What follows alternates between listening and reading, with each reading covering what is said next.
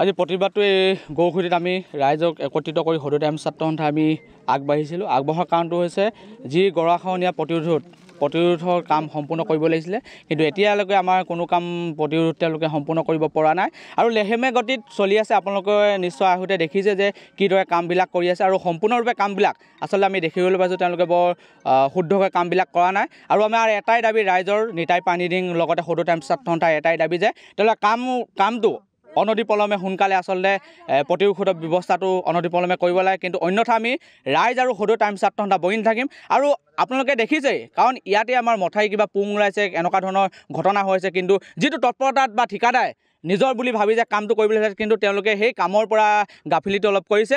আৰু আমি এটাই দাবী জনাইছোঁ যে অনতিপলমে কামবোৰ সম্পূৰ্ণ কৰক, অন্যথা কিন্তু আমি বহি নাথাকিম।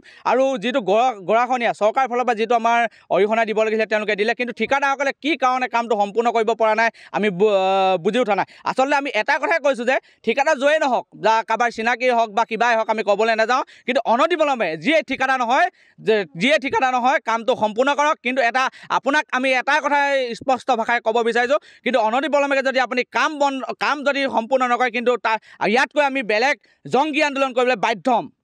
ওচৰে আমাৰ এই দিহিং নদী এই গৰাখহনীয়া ব্যৱস্থাটো খহাই নিয়ে এতিয়া আমাৰ এই প্ৰটেকশ্যনৰ মথাউৰি কাষ পালেহি। এইবাৰ বিধায়ক পুঁজি জলসম্পদ বিভাগৰ পৰা প্ৰটেকশ্যনৰ কাৰণে পইচাটো আহিলে বুলি আমি গম পাইছোঁ, কিন্তু কাম আজি আপোনালোকে নিশ্চয় দেখিছে যে এনেকুৱা কাম চলি আছে। অনাগত দিনত বাৰিষা আৰু দুদিনমানৰ পাছত বৰষুণ দিয়াৰ লগে লগে বানপানী হৈ যোৱাৰ লগে লগে মানুহখিনি উটি থাকিব লাগিব। গতিকে আমি ঠিকাদাৰ প্ৰতিষ্ঠানক এতিয়া আমি ৰাইজৰ হৈ এইটোৱে দাবী কৰিছোঁ যে জীৱন সম্পত্তি নিৰাপত্তা নিশ্চিত কৰক, আৰু অন্যথাই ঠিকাদাৰ প্ৰতিষ্ঠানক কিন্তু ইয়াৰ পৰা বাহিৰ কৰি দিয়া হ'ব। আৰু অন্যথা যদি এই অনতিপলমে এই মথাউৰি প্ৰটেকশ্যনৰ কাম নকৰে, গণতান্ত্ৰিক পদ্ধতিয়ে আমাৰ বিভিন্ন কাৰ্যসূচী হাতত ল'ম, কিন্তু তাৰ বাবে চৰকাৰে আমাক দোষী কৰিলে নহ'ব। অন্যথা অনতিপলমে আমাৰ এই মথাউৰি আমি 7 দিনৰ সময়সীমা বান্ধি দিছোঁ। আজি মহিলাসকল আমি 7 দিনৰ সময়সীমা বান্ধি দিছোঁ। 7 দিনৰ সময়সীমাৰ ভিতৰত যদি মথাউৰি কাম প্ৰতিৰোধৰ কাম মেৰামতি নকৰে, কিন্তু অন্যথা বেলেগ গণতান্ত্ৰিক পদ্ধতিয়ে আমি আন্দোলন কৰিম, আৰু আন্দোলন কৰাৰ স্বাৰ্থত আমাৰ এই ৰাইজ জগৰীয়া নহয় বুলি আমি দাবী জনাইছোঁ। যোৱা বছৰতো বহুত ভয়ানক পৰিস্থিতি হৈছিলে, ধৰক ভিতৰৰ ছাইডেতো বহুত পুং ওলাইছিলে, তেওঁলোকে বস্তা দি কোনোমতে বাৰু ৰখালে, কিন্তু এইবছৰ যিখিনি মানে হৈছে তেওঁলোকে যদিও এইটো গৰাখহনীয়া কামটো আৰম্ভ কৰিছিলে, কিন্তু এতিয়াতো একো হেৰি কৰাই নাই, ধৰক কাম হাতত লোৱাই নাই। আজি কিমান দিন হৈ গ'ল, বস্তাখিনি অহাই 2 মাহ আজি পাৰ হৈ গ'ল।